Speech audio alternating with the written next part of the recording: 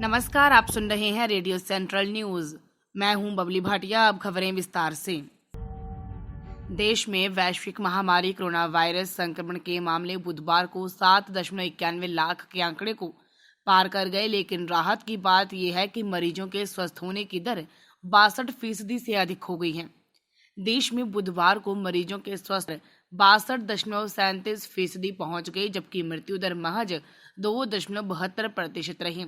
बुधवार को संक्रमितों के स्वस्थ होने की दर 62.02% रही, जबकि मृत्यु दर महज 2.75% रही। COVID-19 India.org के आंकड़ों के अनुसार देश में कोरोना वायरस संक्रमण के 7,91,559 मामलों की पुष्टि हो चुकी है।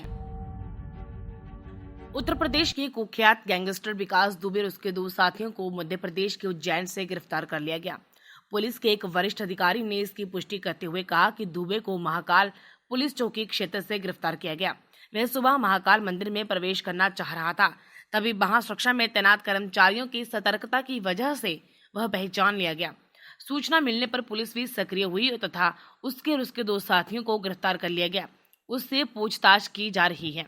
इस बीच राजधानी भोपाल में गृह मंत्री डॉक्टर नरोत्तम मिश्रा ने मीडिया से कहा कि विकास दुबे और उसके 2 साथियों बिट्टू तथा सुरेश को गिरफ्तार कर लिया गया है।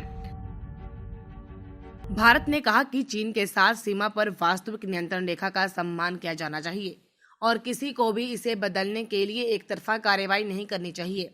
विदेश मंत्रालय के प्रवक्ता अनुराग श्रीवास्तव ने यहां ब्रीफिंग में कहा कि हम सीमावर्ती क्षेत्रों में शांति बनाए रखने और विवाद को बातचीत के जरिए सुलझाने की जरूरत को समझते हैं।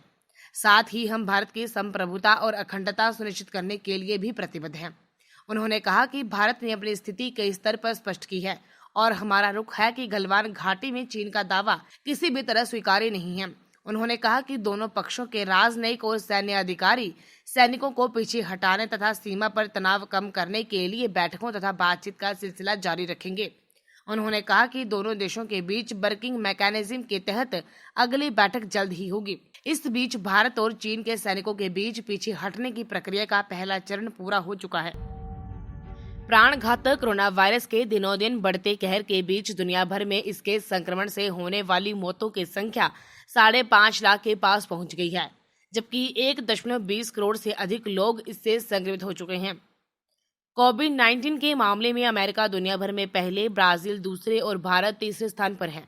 वहीं इस महामारी से हुई मौतों के आंकड़ों के मामले में अमेरिका पहले, ब्राजील दूसरे और ब्रिटेन तीसरे स्थान पर है।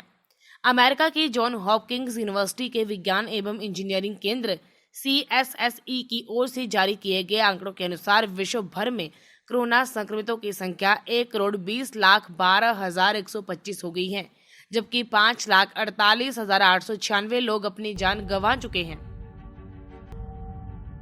रेडियो सेंट्रल न्यूज की टीम सभी देशवासियों से अपील करती है कि लॉकडाउन से ही कोरोना को रोका जा सकता है। आप घर के अंदर रहकर इस घातक वायरस से बच सकते हैं। जान है तो जहान है।